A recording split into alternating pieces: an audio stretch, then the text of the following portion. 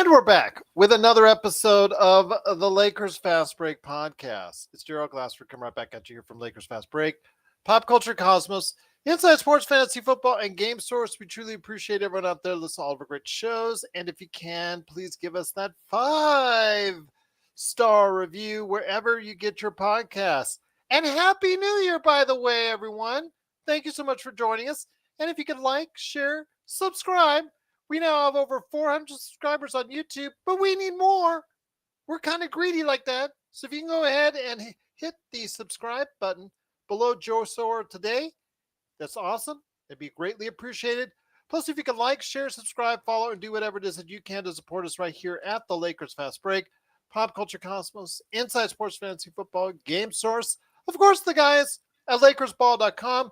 Go ahead and support Joe Soro as Ox1947 today at LakersBall.com. Plus, if you need your lawn transformed as a resolution for you in 2023, go ahead if you are in the Southern California area and do it today. Right there for you at Sinblades, Sinblades with a Y.com. Plus, our good friends at Lakerholics.com, Jamie Sweet, and the #1 Lakers blogger that's out there, Laker Tom. They're waiting for you at Lakerholics.com to share your thoughts on the Lakers and the NBA. Plus, our good friends at the Hoop Heads Podcast Network, the John McCalian channel, and I hope he's feeling better. I know he's been under the weather, so I'm hoping he's going to be getting well real soon. That's the John McCalian channel, so subscribe to there as well. And if you could do all that, it is sincerely appreciated. Well, I was in another state when this game started, as the Lakers started off the new year. Right there for you. In Charlotte, they had a couple days off to celebrate the new year.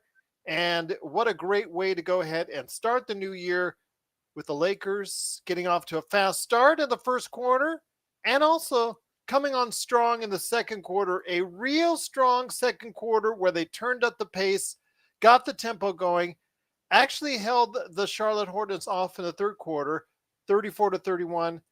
Kind of folded a little bit in the fourth and almost let the lead slip away. It got us down, I think, as close to as 4 with just a minute remaining.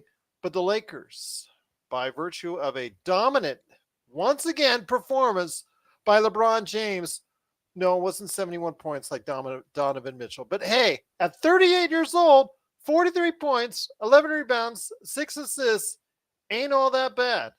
11 out of 15 from the line. He was 0 for 5 from 3, but he got some good support today from Troy Brown in the starting lineup, 4 for 8 from 3. Thomas Bryant, 18 and 15. Dennis Schroeder kicked in with 15 of his own. And Austin Reeves, 15, most of it in the first half. And the Lakers cruise. Well, they were cruising for a while, but did close it out in the end. 121-115 to go to 16 and 21. And this is very important that they're that record because that now gets them into the mix, into the Western Conference as far as right there closing in on a possible 10th seed as Utah is starting to drop a little bit in the standings. They've lost four in a row. I know our good friend Paul in the chat, not happy to see that. They're now 19-20. The Lakers are 16-21. They're climbing fast on Minnesota. Can they do it? They had a better than expected road record on this road trip. Better than what I thought. Better than what anybody on the panel thought. So we'll see what happens, but please go ahead and share your thoughts in the chat. And here today to go ahead and talk to you today about today's game. A good man indeed. It is the man behind Simblades.com and of course, Ox1947, LakersBall.com. It is Joe Soro. Joe, you were going to do this show alone if you had to. You see, you're always welcome to host it. That's not a problem, my friend. I was actually monitoring the game because I got the in-flight Wi-Fi. I'm checking out it constantly on the ESPN Gamescast. But can I ask you something before we start the show? Happy New Year, my friend. But can we get rid of these ESPN predictions, the prognostication meter that's right above it that says 99% win? Sure didn't help the USC Trojans today.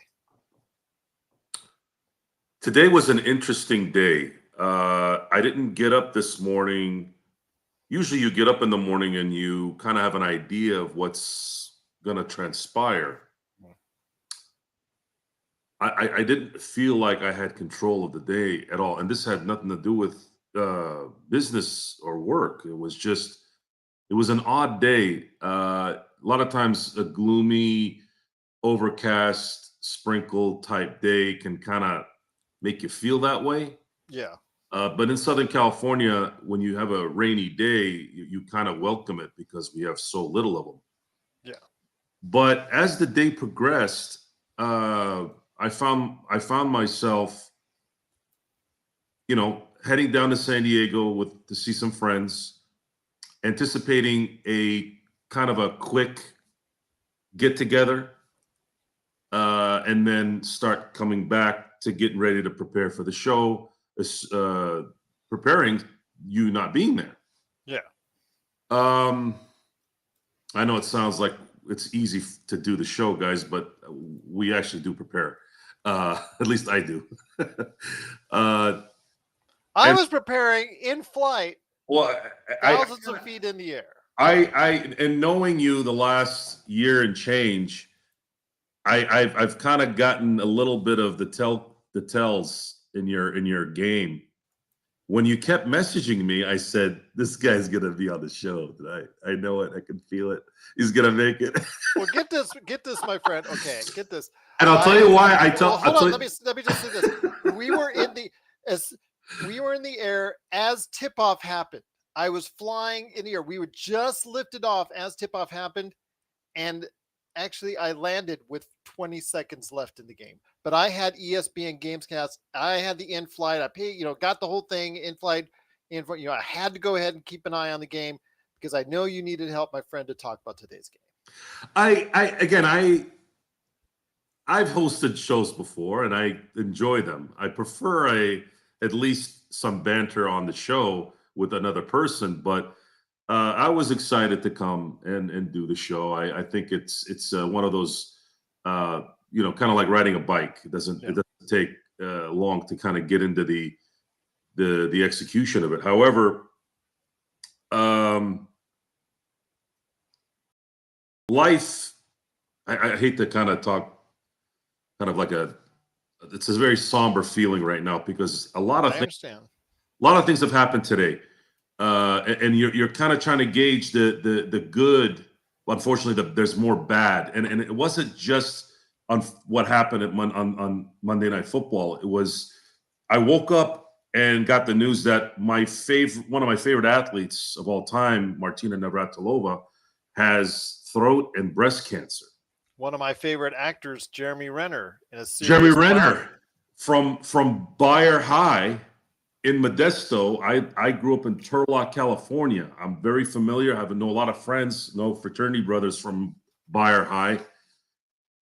His accident was a weird, I don't know what the hell happened, but it's I guess he came out of surgery today. Something to do with his really severe chest injuries with a snowplow up in near Reno, Nevada, upstate from where I'm at right now. So, yeah, my all the best to both Martina and Jeremy Renner on that. Yeah, and luckily, Martina, I just found out that the throat cancer is a stage 1, and then he said it's an early stage of the breast cancer thing. So you get up to news like that, and a lot of this stuff hits.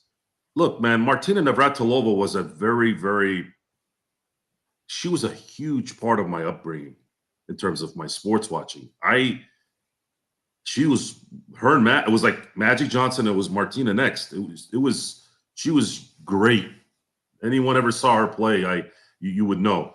And so you kind of start the day kind of with that kind of news, and you're like, okay, let's kind of get through the day, be positive and stuff, right? So then, you meet with the friends, you go and have lunch and you do your thing. And then I'm ready to go. I'm ready to go. It's 6:00 in the evening. Passed by my favorite dive bar. It's a dive bar called Bub's down in San Diego. There's another one out in Pacific Beach, not too far from there as well. I used to watch all the Steeler games there before DirecTV. And I'm seeing this visual of people standing, both the Bengals and the Bills standing in the middle of the field and not knowing what the hell happened. and we all know what happened there. And I'm listening to the show from San Diego to Temecula, which is an hour away, and just getting an idea of what's going on with that, and just trying to figure out what the heck's going on, and this and that, and then Donovan Mitchell scores 71, and in any other day, but today, Donovan Mitchell would be even above the Bengal Bills game, would be the highlight, the number one show to talk about. And then you're listening to, is Roger Goodell going to postpone the game? So there's all this stuff going on. And by the way, I was watching the Laker game on top of that, right? And our thoughts are for Bill safety, DeMar Hamlin, who's listed in critical condition tonight. So our thoughts and prayers are with him and his family right now. Yes, it's absolutely tragic in so many ways. And again, all this and watching the Lakers and trying to, I guess, how am I going to talk about the show tonight? Am I going to feel like, is this really important? But tonight's game, I wanted to get that out of the way so you guys know I'm not a heathen. We're not heathens. And to finish off what I was saying about you messaging me and me knowing you're going to come, you're going to do the show. That's Gerald Glassford's dedication, people. I know what that is. I know what that tell card. I know what that tell is. And I'm like getting off the plane. I'm like, I'm landing, Joe. So it's important. It's important to know that if you need evidence, see, this is a beautiful thing about evidence, is when you don't know, evidence is a great thing to have. The evidence is dedication is there. It's so there that even when you can't be somewhere, you somehow find yourself there. and I'm happy you're here, and I'm happy you're hosting the show. And I would have been more than happy to do it. And I will. I promise I will. I want you to host the show so I can be the wise. I promise I will, and I'll do it. I'll do it regularly, because I know sometimes you do probably need a little break to hang out with the fam, and that's an important part of life. No, right? I just want to be you, and you could be me. Okay. We'll do that. It's sort of like done. Freaky Friday, like that type of deal. Yes, it's done. It's done. I guarantee it. That will be a regular thing. But watching the game today, I kind of I was sitting there watching LeBron James play, and of course, I'm not going to mention Westbrook or Beverly, because I think I want this to be more of a positive analysis. But I just marvel at. I'm marveling at. I think if we're going to take anything away from this season, and I think I've sat down and I really did an inventory on myself on this, I'm going to enjoy watching one of the all-time greats do his thing. I really am. I think if anything comes out of this season in a positive note, let's watch what greatness is. And we just saw Tom Brady. I mean, he was dropping dimes in between ant holes. This is a 44-year-old football player. And I'm watching LeBron James dropping 43 in a game that in any time of the year, other than what the situation the Lakers are in, is a fall asleep game. LeBron would have probably dropped 30 and 10 and 8, right? But if he had done that, we would have lost this game. He had to get 43 for us to win the game. And he had said that in the previous game, where he said, well, 30 wasn't working, which I thought was one of the best things I've ever heard LeBron say. I really thought that was, this is not hyperbole. I thought that was one of the best answers I've ever heard him say. He's like, look, 30 wasn't doing it, so I had to go get 40. I just thought that was a really cool little, kind of slip of the joke of it. I enjoyed the game as much as I could, except until the end of the fourth, which I think I'm getting used to these lulls in the NBA. It's not just a Laker problem. It is an NBA problem, where the moment you stop playing, the other team seems to always make this inconceivable run. And you just gotta hold on. You gotta hold on at that point. It's a really weird change in basketball that I still can't really get used to. I don't know if I ever will. But LeBron James willed us to another win. It puzzles me that they played, especially on the offensive end, minus a couple guys, as well as they did. The third quarter, they extended their lead from halftime. I think they were up by 18. They were up by 21. Right. And it kind of puzzles me how we lost to this team at home on the 23rd. I think that's probably the end result of the game for me, beyond LeBron's performance. I can't leave out Thomas Bryant. I thought Thomas Bryant is playing his heart out, man. He's playing with all the talent he can muster. So we got to tip our hat off to Thomas Bryant. He had a good game tonight as well. And I think it's nice that we can talk about something in terms of the Lakers positioning finally being realistic. Are we going to get into can we start talking about, hey, if we get a 9 or 10 and AD somehow gets healthy, hey, could we make a little run here? I don't know, maybe. Maybe. I mean, because again, I mentioned at the beginning of the show, the Lakers, as far as right now, they're still in 12th place. They hopped over the OKC Thunder with tonight's win. They're a half game behind Minnesota. They're still 2 games out from 10th place, but Utah, again, our good friend Paul, who's always in the chat, truly appreciate it, and Happy New Year to him and his family. Utah is dropping like a rock. They've lost 4 in a row, and they may be coming back down to earth after such a hot start. So they're the first team I see in the Western Conference that the Lakers, with another run, with an extended run of wins, let's say 7-10, maybe 6-10, maybe that could do it, but most likely 6 or 7 or 10, win that, get AD hopefully back in the lineup by middle of this month. And you never know, my friend, we could be back in the thick of it in the Western Conference as far as at least the back end is concerned.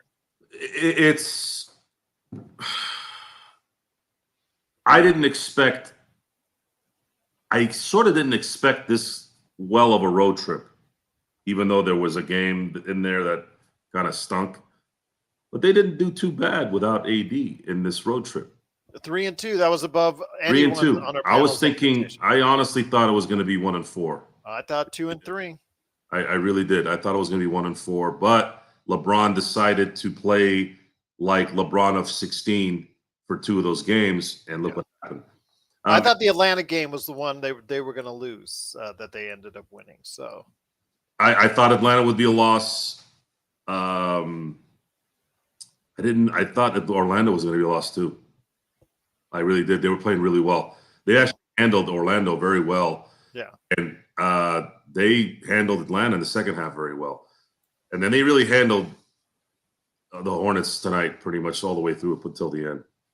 You're right. See, if they remain 500 or above without AD and he can come back, they have a shot to get back in the playoff mix. If they want to get to 500, they're going to have to run through the next week, which is going to have some tough competition with, I believe, Philly and Sacramento on a back-to-back. You're going to need to make up some of these games that you lost by beating these guys. And Gary's looking at it the other direction. Look at the schedule. They can legitimately lose 7 of the next 8 games, and that will be all shoot road. You're right. That could be all shoot road. Well, Gary, at this point, Lakers don't really have. You could have looked at tonight as a loss because they lost at home against them, right? I didn't feel that. I thought with the momentum of the Atlanta game, I thought LeBron would finish it off, and he did. And Thomas Bryant played well. Reeves did his thing. I mentioned something to you, though, and I don't want to give too much credit to Ham. We always rip on Ham, but I will give him a credit when he needs it and when he deserves it. He brought in Nunn, who hadn't been in the entire game near the end of the third quarter. He gave them a little bit of energy to hold that lead into double digits heading into the fourth. I thought that was a wise move to go ahead and utilize him just for that sequence. Well, at that point, who else? What else was he going to do? None. We got lucky in that Nunn, and I'm not taking credit away from that. He he had to make that move, right? And he made the move. He wasn't making the move before, but he finally made it. And it just so happened to coincide with the fact that Nunn actually became effective tonight. The issue with Nunn's career in general is he's not effective on a consistent basis, even for a role player type. Like a role player type can be effective in several areas. If Nunn's shot is not going down, he's absolutely irrelevant in a basketball game. And that's just what it is. So I'm trying to stay away from I was on Game Time on Lakers ball for a very short amount of time because I was just running all over the place at the time. But I'm like, why is Russell Westbrook shooting the ball? At this point, you got to sit down with Russell. You've been able to convince him to not start. I think the next phase of this is don't shoot the ball. I mean, don't shoot it unless the clock is down to 1 second, and just stop shooting the ball. Go to the hole. Just turn into Rondo. Just be Rondo before Bubble Rondo. Bubble Rondo was a sniper, and that's the only time I ever saw Rondo make shots in nonstop fashion. So I don't know what else to say other than that with him. Beverly reminds me of a guy that plays that the optics show he's playing hard and smart, and just does not play hard and smart when it matters. He just can't make shots, and he can't really do anything that really pertains to winning basketball in a consecutive situation. But we got LeBron James, so that's good. And the only saving grace is I was talking to Gary back and forth, because he is right. You cannot play LeBron 40 minutes. That's a recipe for disaster. The only saving grace was that the team had itself 2 days off. So it gave him an extra day of rest. So I thought that was important. I also thought that, I'm going to give him credit again. Ham in the fourth quarter, he took 2 timeouts. And they weren't momentum timeouts as far as the momentum swing. They were timeouts, I'm pretty sure, if you asked him honestly, that they were to rest LeBron in that fourth quarter. That might have given that extra little juice to make those free throws near the end of the game. Yeah, it's LeBron is, and this is a good, I'm glad you brought that up. I would love to sit down and talk to LeBron and go, what goes through your mind after 20 years, knowing that you're going to have to play 35 to 40 minutes to win, to have a chance at winning? And I say sit down and talk to him. I don't want to do it in front of a camera. I don't want to do it in front of an audience, just to kind of get the real answer. And I would say he would reaffirm my initial feeling on LeBron about how he's really he's lived a king's life. I'm not saying pardon the pun there. Right? He's won championships, MVPs. He's considered the greatest, in a lot of people's eyes. But I remember Bill Walton talking about his career at UCLA, and he said it was 4 years of disappointment. And if you had listened to how Bill was saying it, he won 2 national titles in those 4 years. The other 2 years were monumental losses that shouldn't have happened. And he was talking about the fact that he should have had a perfect career at UCLA. Now, the pros are a little different, but I really feel that LeBron, he has one thing that really never worked out for him in 20 years of being in the NBA. And that's, he really never had I know people would argue this with the Miami team, but I still, from what I saw at that time, I still think Dwayne Wade wasn't really who he was. If Dwayne Wade was 06 through 09 Dwayne Wade, then I think they win all 4 championships in that run. And then that changes his whole career. And that's what happens in in sports, especially with the NBA, is those last series losses. It's not that we're downgrading the fact that, well, he lost in the finals versus, let's say, somebody loses in the second round. It's the fact that you've gotten so far to the end and you lose. It's like you were right there and then it's gone. You could have had it and it was gone, right? Yeah. Kind of like that with his career. He was right there, man. He had won a championship in 2020.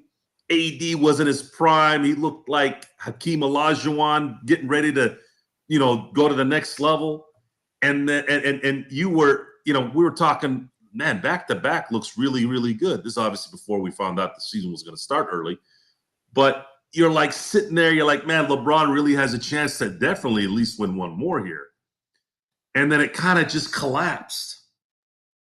It just collapsed. And I'm sure he would say something like, man, I really thought this was going to be the way to end the career. In LA, already won a championship. I got my guy AD, who, another thing you want to, I know we get on AD on his injury thing, but AD is one of the, that guy could have been a complete jerk, a big a star as he is, and he never was. You never hear any of that kind of selfish, I'm option one type, talk, right? Mm-hmm.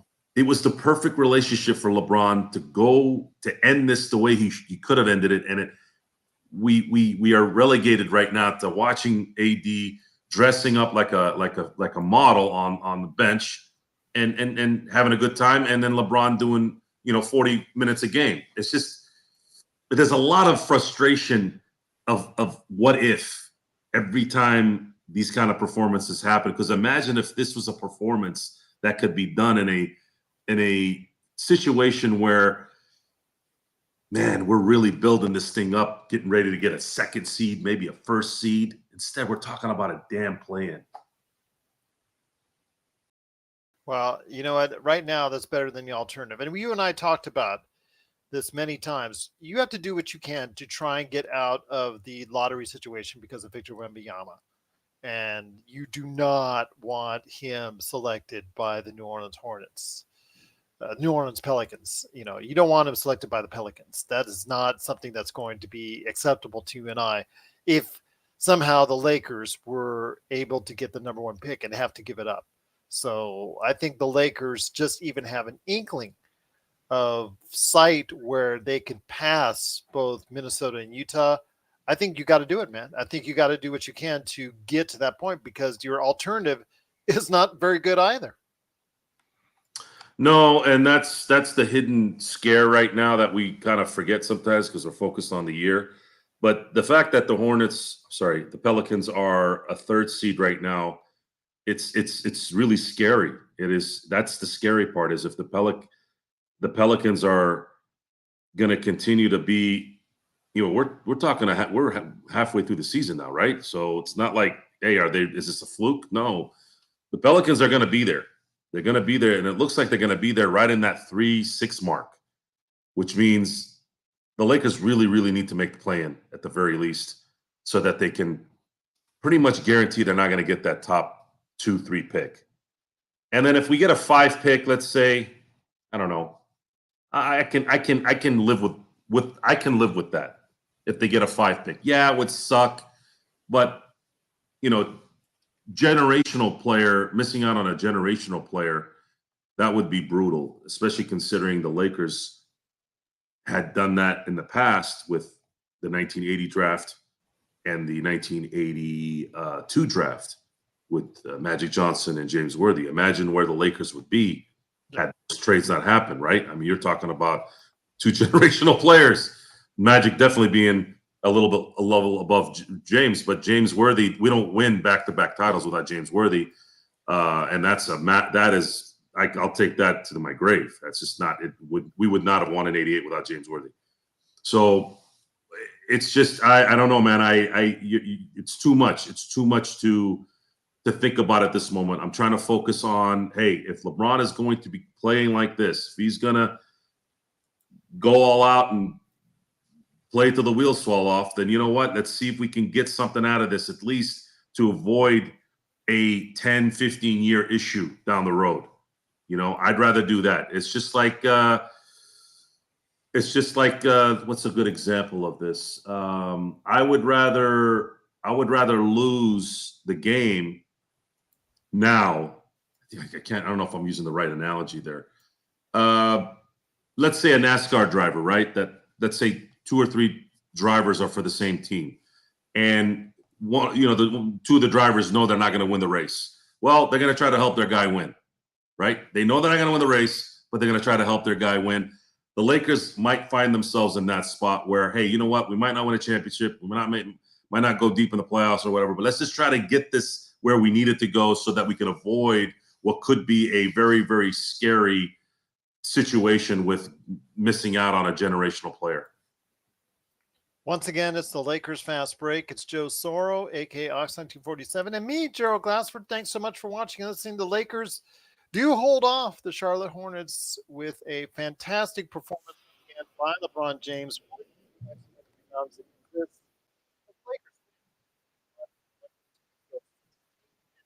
One on the season.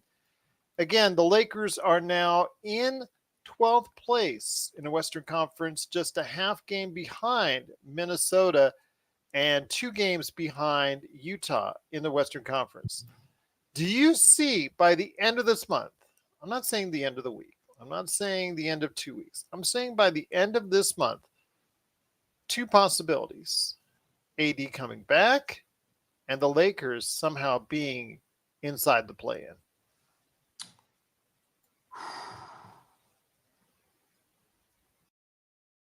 This month is going to be very, very difficult. We're playing Sacramento twice, I believe, Memphis, Clippers on a back-to-back against San Antonio, and then San Antonio on the second half of the back-to-back. You got Philly. You got to still play, Miami, and Atlanta might be angry this Friday to, come show us up. It is, if I'll tell you this, if they can get to 500 by the end of this month, they will have earned it. They will have earned it like they never have before. As far as AD coming back, I don't know. I don't like the secretive thing going on here. I just don't know why things are so secretive. Why is it okay? His pain has subsided. Well, what do you wait? Why don't you tell us for more information now? Is it really that? I'd like to know what the status of that is first before I make a decision on when AD will arrive. If I have to look from past experiences, AD won't be back until next month, not at the end of the month. Well, again, I'm probably in agreement with you. It's probably going to be later rather than sooner. If they don't have AD back in the mix, what do you think the Lakers can do with just LeBron James and a whole bunch of ifs behind him? LeBron James would have to average in this 35 in the month of January, would have to average probably 43, 44 points a game. That's a tough ask, my friend. And he'd have to play 38 to 40 minutes. Yeah. That is a tough ask. He sits down, that team completely changes. It has no movement. And then you put in Russell Westbrook, where the ball always finds him open. And he's the only open player, I think, in the history of my life watching basketball where I'm like, no, even when he's open. Even when he makes it, I'm saying no. Don't do that again. Imagine that. Imagine that, guys. I don't know if some of you do this. Imagine the guy is open and he shoots, and right away, before he's even open, it's like the process is going on, you're like, no. And then he shoots it and you're going, no. And then he makes it. And you're still saying no after that. Don't do that again. That's a terrible, terrible thing to do, watching basketball. It feels like crap. I cannot remember the last time he made back-to-back jump shots. Imagine. Absolutely. Well, I just wanted to mention, absolutely, Ben. We mentioned the tragedy that's happened, at today's Monday night football game. And we know DeMar Hamlin's in critical care right now, and our thoughts or prayers, as we mentioned before earlier in the broadcast, we are just with him, with his family, also with Martina Navratilova, Jeremy Renner. All these things have happened since the start of the year that really are tragic. We really are really heartfelt prayers are with all three of those individuals right now. But Ben on Twitch, thank you so much for watching and listening.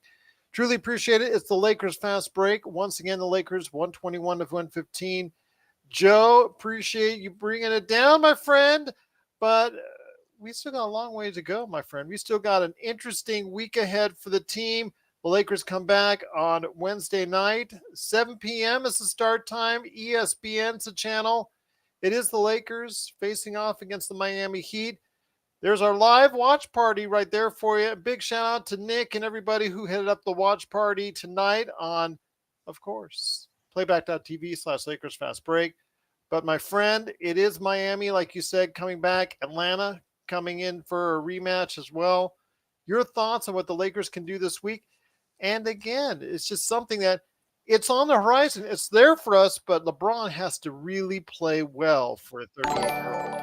Oh, yeah, no doubt. And I'd like to... And thank you, Ben, for subscribing on Twitch. We truly appreciate it. I would like to see a little bit of revenge against Miami here at home. And Atlanta right now, I believe, is up by 1 against Golden State with 12 seconds left. So yeah, we know that this is the NBA. Anybody can beat anybody at this point. There's very few teams out there that can go into a game and really say, you know what, these guys don't have a shot. It's very rare nowadays. Yeah.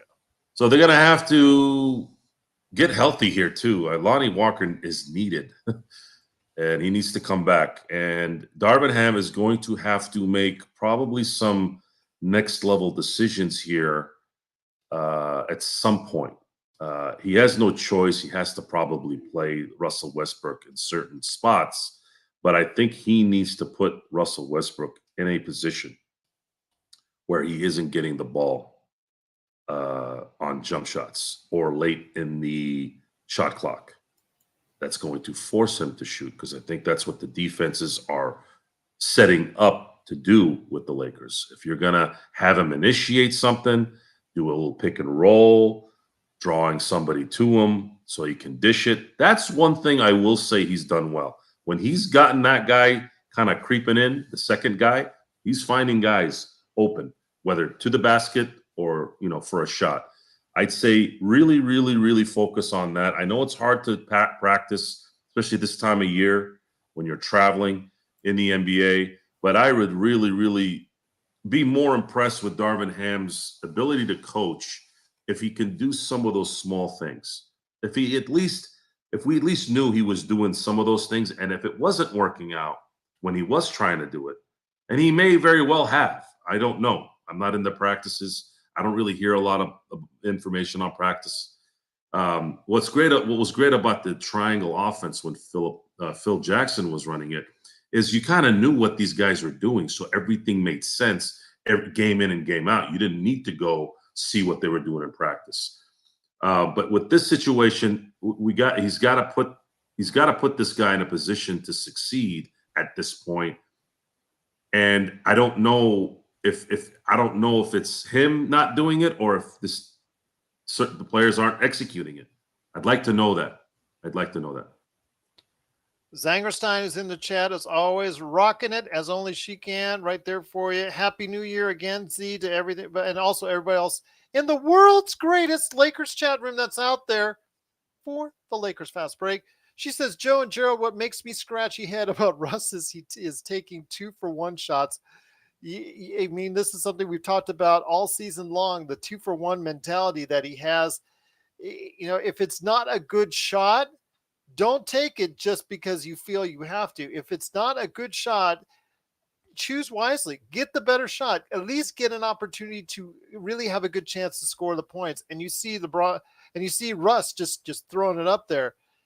It's awful. He was absolutely awful today. The team won. This is a game, and I'm sorry to Kenneth Stone, our good friend, that's one of the biggest Russell Westbrook supporters that's out there.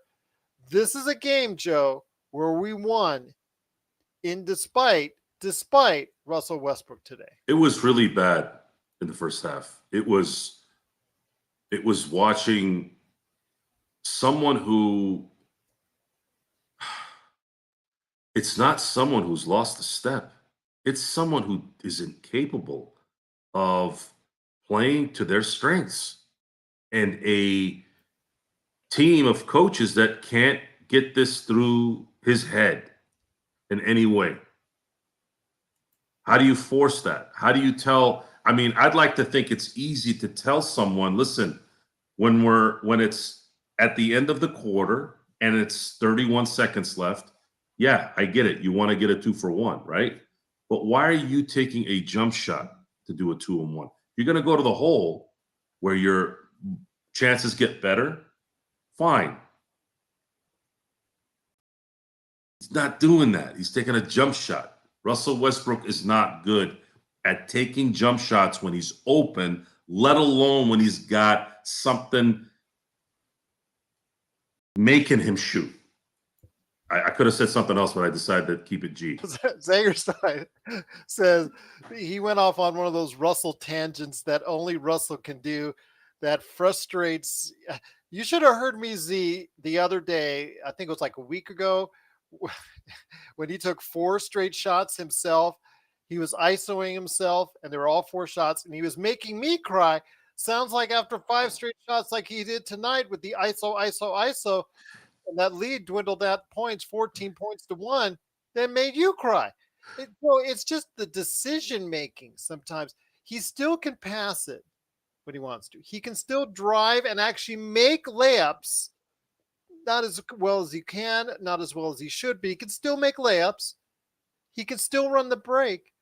But his court awareness on when he should do these things and when he should go ahead and ISO, and instead ISO every time is what we see. That's the problem I think a lot of Lakers fans have out there, and frustration set in. It's just the choices that are made at the times in the game when he makes them. So what is it? Is it the coaching? Is it a system that's not being implemented for your players to take advantage? So this is where it's gonna sound like I know it's hard, guys. I know it's hard. So I'm not trying to put down Darvin Ham, but we also have to come to the realization there's a reason why there are great coaches and okay coaches, is being able to guide your players to their strengths and to and to teach them how to develop several types of ways to adjust to whatever defense is coming your way. And that was probably part of the reason why he only played 11 minutes tonight, and you saw Kendrick Nunn in that third quarter. And that's the part. Okay, so here's where I'm going to give Darvin Ham a lot of credit. He played 11 minutes. That means Darvin Ham goes, I'm done with this. I'd rather lose with none at this point, which is totally understandable from a human standpoint. Like, in his mind, I'm going to go on to the theory of, he's like, you know what? I'm done with this for right now. I'm just going to hope Nunn does something, because this guy can't do anything. And you can also look at it as, look, I'd rather have Nunn shoot an open shot than Russell Westbrook, even if he's playing like crap.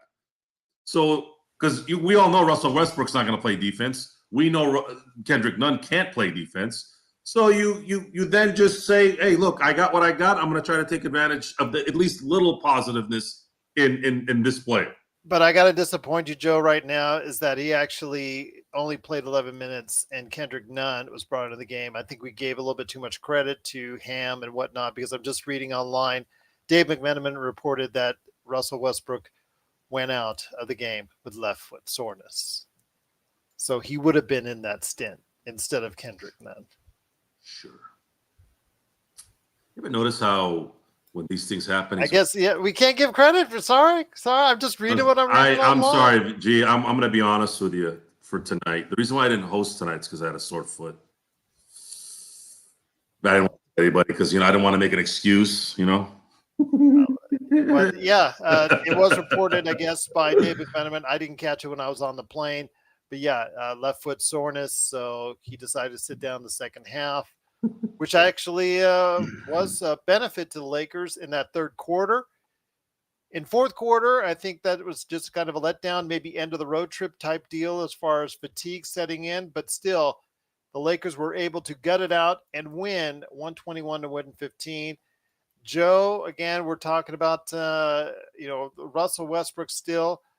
Maybe, I'm assuming it was the soreness that was allowing him to play so badly. But I know in the world that we live in and the fact that, Russell is who he is, I know a lot of people are going to question that, including you and I. Well, let's talk about that. So Let's talk about that. we knew a player. I'm trying to put a positive spin around this too, because I didn't want to do this, but the audience demands it, so we have to give the audience what they want. I remember a guy named Derek Fisher broke his foot in 2001. Derek Fisher shot after shot after shot after shot after shot while he was rehabbing. And he went on to go 16 of 20 in the San Antonio series, where the Lakers destroyed a team about as badly as I've ever seen a team get destroyed in terms of the quality of who they were. Like, I've seen teams sweep a team in the playoffs. There was an injury from a main player, or the team had no business playing against this team at that time. They're a matchup nightmare, blah, blah, blah. The 2001 Western Conference Finals was the most destructive series win I've ever seen in NBA in my time watching basketball. The Spurs were a really good team, and the Lakers made them look like a peewee team, not a high school team, a peewee team. And a lot of that was because we were so focused on Kobe tearing their heart out with Shaq doing what he did. Derek Fisher wasn't missing shots in that series, and that was because he was shooting on one leg for 4 months or 3 months. So the excuse of the foot and shooting should, I know jumping off your foot and all that makes sense, but I've already seen it happen. Why can't this guy do it? Is he doing it? Is it a mental thing? Probably all the above, but it's hard to watch. It's hard to watch. It's been a year and change. We are fatigued from the Russell Westbrook way of playing basketball, because we know from what we've watched that it is a detriment to winning. And what has happened since Russell Westbrook has been a Laker? The Lakers can't win. They can't win on a consistent basis because he doesn't do the fundamentals in any way. Front, back, anywhere. Yeah, he's better this year, but that's like saying, well, I guess I fed my family today, but we're gonna have to wait another 2 months, right? I mean, it's just not conducive to winning. His way of playing is conducive for him being on a bad team that doesn't need to win, that has no pressure on it, and he can get his statistics. That's who he is. And until April comes, or May, or in some miracle June, which I don't think that's going to happen, unfortunately, we're going to have to watch this play out. And then at that point, we won't have to deal with it again. Again, if he can just try and focus more on a team aspect instead of a him aspect, I think maybe we'll get better results. But that's going to be hard. It's going to be hard for someone who has thought, as he has, for so very long. I just don't think that his game is what it is. It's you can try to teach Tim Tebow to throw the ball like an NFL quarterback with his release. And this is a bright person. This is a smart person. This is a person who's got the affection of his teammates and an affection of an audience, a fan base. All this, couldn't do it. And that's that. So I don't know if I want to put it at something where Russell Westbrook is being stubborn and saying, I'm going to do it my way. Maybe he's just incapable of doing it, physically incapable of doing it. You may be right, my friend. I would lean on your hypothesis than him actually coming out of it and playing sensible team basketball continuously. I know he's done better for the Lakers in the reserve role that he's been put in, but we'll see. But it is left foot soreness that took Russell Westbrook out of the game.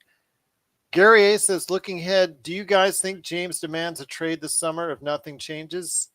Well, again, he had those backhanded compliments, upon approaching his birthday. and then some pointed comments afterwards about where he stands with the team and how he wants to build a winner, and Anthony Davis too. And I said in the chat that I think you got to at least start exploring or looking at an Anthony Davis trade if you really know the future and what it might look like. Again, if he gets himself hurt once again, especially because he might need surgery on that bone spur. What are your thoughts, Joe? I mean, again, as he approached 38, he became sort of sentimental, plus also his usual backhanded compliments as far as that's concerned. His very thinly veiled comments on Twitter and very thinly veiled comments in the press conferences. How he is not happy with where the team is, and obviously may look somewhere else. Do you think that could happen as early as this summer? No, that is not the LeBron James MO. LeBron James, at this point, until it doesn't happen, I'm just going to assume he's going to play another 3-4 years. So he may look at it as, I'm going to play one more year in LA next year. If these guys don't get their act together, I'm going somewhere else. And guess what? It worked out for a guy in Tampa Bay. He got tired of their BS up in the Northeast, and he went and won somewhere else. LeBron's backhanded comments are only a backhand if it's not true. If it's true, it's a punch in the face, and he punched. It was a light one. Not saying it's a big one, but it was a light one. Hey, dude, really? This is what you guys brought me to do? You guys just want me to score 40 points in Charlotte in January on some no game, who cares situation? So the Lakers are, in terms of management, I don't know if they're capable of doing what needs to get done. They haven't shown anything in 3 years. And I think it revolves around the fact that they don't have a good pulse in the league. They have to have Clutch do their work. They have to get Clutch and Magic. Magic is magic, man. Pardon the pun. It's Sean Grice, big shout out. Okay, he's Magic. I saw a video of Magic explaining after he stepped away from basketball and how he was trying to get financing for the Starbucks in inner city. The banks didn't want to give him money. They didn't believe in that, what he was doing, and he stayed with it and was able to find a setup where he could get that situated and made it happen. And I happened to go to one of them down in San Diego. I've shaken Magic Johnson's hand. Some of you have heard this from way, way, way, way before I had talked about this. I shook Magic Johnson's hand, looked him right in the eye. That is one of the most genuine people you'll ever meet in your life. The most genuine. And when you have someone like that trying to tell you, look, dude, we want you, you're going to have a different look. You're going to have a different feel there. LeBron wanted to come to LA. There's no denying that. We knew that. We knew that a year before. But having Magic solidify it was good. And then you had Clutch convincing AD to be a jerk for about 2 weeks, which is very hard because I think AD is a very, very nice person, has a lot of ethics, comes from a great family. But he had to play a little bit of a jerk to say, hey, I want to get out of New Orleans and go to LA. That wasn't Rob Pelinka making that happen. That was Clutch. What else did Rob do after that? I don't know. All I know is nothing great. That's for sure. All I know is everyone keeps leaving when he makes the decision, or he doesn't do jack squat, and people leave. So LeBron is going to play one more year. I just don't see them trading him. I don't see him demanding a trade. Number one, that's not his MO. He leaves when he wants to leave. He'll play one more year, and then yes, we know he will be 39 at the end of the 24 season. No, what would it be? Yeah, the 23-24 season. He'll be 39, and then he'll go somewhere. Probably go play with his kid. I don't know what. Remember, he's got two. That could be in the NBA. Yeah, and LeBron, I don't know if he has enough. He might have enough time to play with Bryce. I don't know, but the thing is, if he's playing like this, and I'm just going to assume he's going to keep playing like this for another few years. If that's the case, he might have one more shot going somewhere and winning. And then if he wins a title somewhere else on a fourth team, I don't think the greatest of all time will be debated at that point ever. I certainly hope not, because then I think it would be earned and deserved. But there's always going to be those that appreciate Michael Jordan for being who he is. Well, okay, so here's truthfully, he's still the greatest. In Michael my eyes. Jordan is the greatest player ever, and it doesn't matter what happens. But in terms of the career, when you factor in everything, that's where you have an argument. The accomplishments, the skills, all that, right? The stats. It's going to be hard to argue it. Like if somebody says, dude, LeBron James has 42,000 points, 13,000 assists, and 14,000 rebounds. And he won 5 championships, won 4 with 4 different teams, won finals MVP in each of those teams. And like at some point, the accomplishments are going to be like overwhelming, and it's different. It's not 6 out of 6. You'll never see somebody winning. It's going to be rare you'll see somebody win 3 as a lead dog. I don't think you'll see that ever again, actually. I don't think you'll see that again for a very long time, maybe. 3 championships with 3 different teams and winning finals MVP. It's just that stuff will start then you can put it together. And it's better to put those things together when this career is over. See, all this best of all time stuff is better when the career is over. And that's what I think LeBron will look at this as. He's going to look at it as, look, if I can't win a championship here for next year, if I don't have a chance there, I'll play it out, do my thing, and then I'll see if I can get lucky playing somewhere else on my own terms in maybe 2 or 3 more years after that. Because I'm serious. I know it sounds weird. This guy's not slowing down. I mean, he's gotten injured here and there, but he is a recovery marvel. And I'm watching him move. Look at the way he moves. It's like people are still a step behind him. He's got some kind of adamantium in there somewhere. I don't know what it is, but it's something there that just he heals quick. He's got a good diet, good medical staff. I don't know what it is, but it works. It works indeed, and it worked for the Lakers tonight with a tremendous game, 43 points, 11 rebounds, 6 assists. As the Lakers, again, escape Charlotte and head home on the positive side on this road trip, going 3-2 after a 121-115 victory. Looking forward to some more great action on Wednesday. Haven't made up my mind yet if we're going to be able to go ahead and start dropping our regular schedule, which includes the NBA observations and also as well Lakers History 101. That'll be coming back into session at Lakers Fast Break University in the not too distant future. But before we head on out, my friend, always want to share the last thoughts with you because, again, when it comes to the Lakers, a really interesting sports day. You see the highs and you see the lows of what went on. Of course, the highs with the Lakers winning, highs of Mitchell.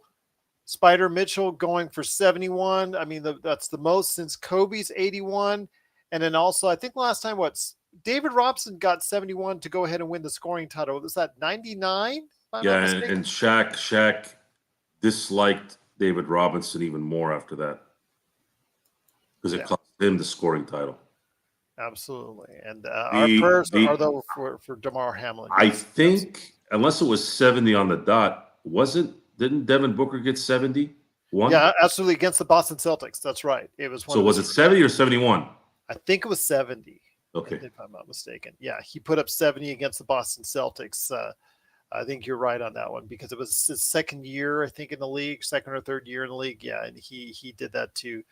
He was just padding the stats, I think, for that day. So, yeah, it was getting close to the end of the season, just like we were talking about with David Robinson when he got a 71 to win the scoring title. I think it was against the Clippers, if I'm not mistaken. So, yeah, just a great performance by Spider Mitchell of Cleveland. And unfortunately it just gets overshadowed by the tragic news that we heard about, man, just such a terrible, terrible thing that happened to such a young man. Hopefully he will be okay. DeMar Hamlin had to be resuscitated, CPR on the field. So we're hoping that he will come out of critical care in a better fashion. Of course, we also talked about Martina Navratilova and her revealing that she has stage 1 cancer in 2 different areas, and then also the accident that happened to, on the pop culture side, unfortunately, Hawkeye star Jeremy Renner as well. So not exactly the best of days, not for me anyways, with USC on top of it, choking that lead. And they choked. There's no two ways about it. You choked, you choke. I'll call it like I see it, and I saw a choke today. So we'll leave it at that. But Joe, on the Lakers, again, a positive sign as we start the new year. By the end of this year, could it be even more positive? I know that's a way back. That's a get in your crystal ball type deal. But I'll tell you what, by the end of the season. No, it's not, guys. We were supposed to be winning. We were supposed to be competing for a championship. So regardless of what happens, I'm just asking for a playoff spot at this point. Yeah, we're gonna have to settle. We're gonna have to settle to hoping that we can get up high enough to not have any shot at getting a pick that would have to be given to the Hornets. Sorry, the Pelicans. Yes, I said it too earlier in the show. And that's just not that's really honestly what's kind of driving me right now. It's driving me because I've conceded any hope of the Lakers even being a contender in the playoffs, let alone making the playoffs. If we can get out of the season with not having to give up what could be 2 generational players, by the way, it's not just one. That's the scary part. This looks like a very scary. This looks like a Zion Morant 1-2, meaning in terms of their talent and their impact, none of those guys are going to be a bust as long as they stay healthy. So, yeah, Ken Block. On top of everything. Oh. And the way he died was just, it reminded me of Michael Schumacher. It's like, really, all the stuff that guy did, and that's how he goes out? Michael Schumacher hasn't died, but everyone knows his life is, his life has been limited, right? And I've been off today. It reminded me when Dale Earnhardt died. I was off for a week. I never met the man. I admired him. I admired his focus, his winning mentality, and the impact that he made in his sport and the people around him. And I remember the commissioner of NASCAR and the way he delivered the news. It was just, we've lost Dale Earnhardt. And when he said it that way, it added more to the pain. And I felt like today it was just one after another. I didn't even know about Jeremy Renner until it happened yesterday. I didn't even know until today. So it's just nonstop here. It's perspective getting thrown in our face every 5 seconds. And here we're trying to talk about why Russell Westbrook can't make a jump shot. It becomes a mundane discussion. But we have to balance it out. We're here to entertain. We're here to inform. But we also want to give respects to those, because we do admire those people. They did amazing things in their fields, and they continue to do so, and some hopefully will continue to do so. And we're just here to kind of maybe, again, like I said, balance it out a little bit. And that's what we'll try to do always here at the Lakers Fast Break. Once again, the Lakers do win 121-115. Again, our thoughts and prayers are with all those families affected by all those tragedies, the injuries, and also the death also as well of Ken Block. If you have any thoughts or questions or comments, always, you can share them below after this video goes off the air. Always in the greatest Lakers chat room that's out there right here at the Lakers Fast Break. Or you can go ahead and hit me up on the DM. at Lakers Fast Break on Twitter, Courtside Lakers on Instagram, Lakers Fast Break on Instagram. Big shout out again for Courtside Lakers on Instagram. Over 5,000 followers right there. And now we're a part of what they do on Instagram. So thank you so much for allowing us to be a part of Courtside Lakers. Also, as well, of course, you can go ahead and share your comments on Lakerholics.com, LakersBall.com. And of course, you can send me the old fashioned email right there for you at, of course, LakersFastBreak at yahoo.com. I also want to mention thank you so much to our Twitch followers. Got some Twitch followers today, so I truly appreciate that as well. Yes, we're on Twitch. We're on a lot of different venues. Facebook, like our page there. There are a number of ways you can go ahead and support us right here at the Lakers Fast Break. And anyone you do, it is sincerely appreciated. Zanger Science says, that's right. It's all the making of the Lakers front office regardless. They've been horrible before, especially after Dr. Buss's death. They are horrible now. I always go back to 2 out of 10. I understand they were still having the residual effects of the Mitch Kupchak era and the Jim Buss era, but I've seen other teams, other front offices do better with less than what the Lakers had at that time, and not mismanage it as as badly as this team has done over the course of the past 10 years. I understand they got the AD trade. I understand they got the world championship out of it, but 2 playoffs in 10 years, Joe, that's not a good ratio. Okay, in any sport, 2 out of 10 is not that good. That championship, because it's so difficult to win, gives them a reprieve, no matter how much you want to deny it. The Clippers have been beating the Lakers consistently for a decade. Plus, right? And they haven't won squat. Lakers stumble on a couple of things and they win a championship. That's why no one will ever feel sorry for us. Nor should they. Even when we stink,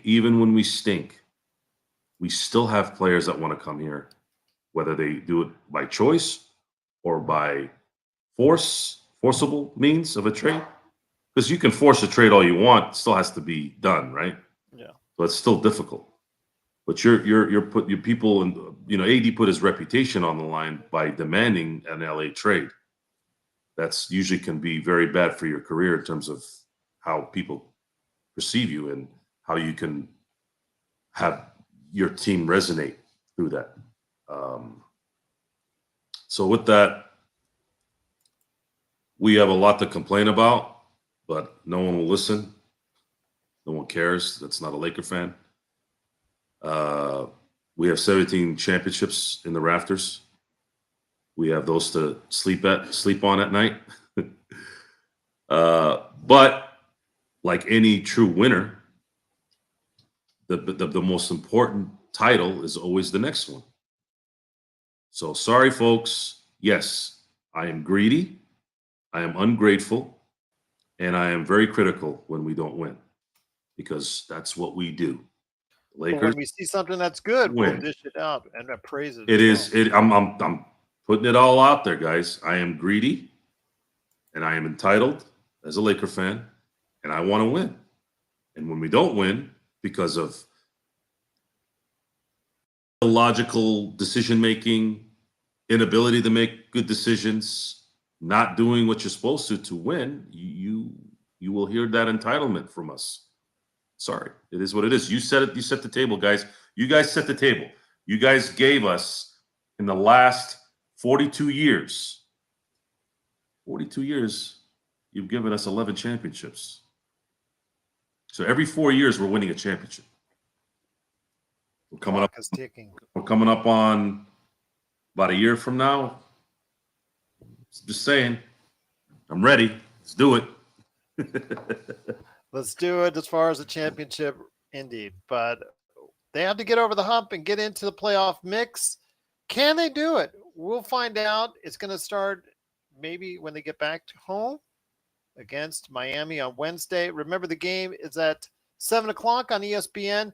Please go ahead and join us for a live watch party right there for you at playback.tv/Lakers Fast Break. And of course, after the game, there won't be such a big buffer this time around because I won't be coming off any planes. Okay. So you'll get a game, post game, right after the game, of course, here at the Lakers Fast Break. Again, the best Lakers chat room that's out there is right here at the Lakers Fast Break. I want to give a special thank you to Zangerstein, Gary A., of course, Howard. Thanks so much for joining us as always. John McCallion, I know you were not feeling well still. Hopefully you're feeling better, my friend. Petting my cat, not on hashtag team replay today. You're here with us tonight. Appreciate you so much for you doing that. Also, as well, want to go ahead and give a big shout out to Sovereign as well, stopping by. Thanks so much for doing so as well. Again, all the great people that are a part of what we do right here at the Lakers Fast Break, truly, truly appreciated and cannot thank you enough for doing so. It is just so tremendously appreciated. You know, Joe and I talk all the time about the way you guys support us and gals support us here at the Lakers Fast Break. It is just such a big thrill each and every time to get such a great response from you. We even got Twitch followers now, which I'm so thankful for. So thank you so much for everybody watching and listening. Truly appreciate it. And once again, Rodney, big shout out to you as well. Once again, the Lakers do win 121-115, and we'll be back, of course, on Wednesday night, maybe Tuesday. We'll see how we're feeling. You know, maybe we're feeling good after the holidays. Maybe Joe needs to talk some NBA. We'll see what we can do. But definitely, we'll be back on Wednesday. Howard, thanks so much. Appreciate it, as always. Quit petting my cat. Almost listened to Trevor Lane. We almost made them listen to Trevor Lane, Joe. God help us. I'm sorry, guys. Our lives got skewed a little today. Human stuff came about, and of course, family and the new year and things. I don't think Alaska would have liked it if I would have hosted this show. But know that throughout all that, we still find our way here. So it's just what we're gonna be here, and we're gonna be here until we're number one. It's just if I'm gonna sit here and be entitled about the Lakers winning, you damn well better believe we're gonna bust our butt here to win on our end. The same. That's how it works. You gotta. What if I would have actually? You better be able to back up the yap. What if I would have actually started the show from the airplane? I think one day we'll have epic locations when we do the show. No, I don't think. I know we will have really, really fun locations when we do a show. And I can see air marshals kicking me off in Alaskan Airlines. Sure, I promise you that if I'm ever on a private jet, we will do a show in the private jet. Okay, fair enough indeed. But once again, the Lakers do win 121-115, and we'll be back on Wednesday for a live watch party against Miami, and of course, the best post game in town. There's nothing better than your friends right here wishing you a happy and blessed new year from all of us at the Lakers Fast Break Podcast.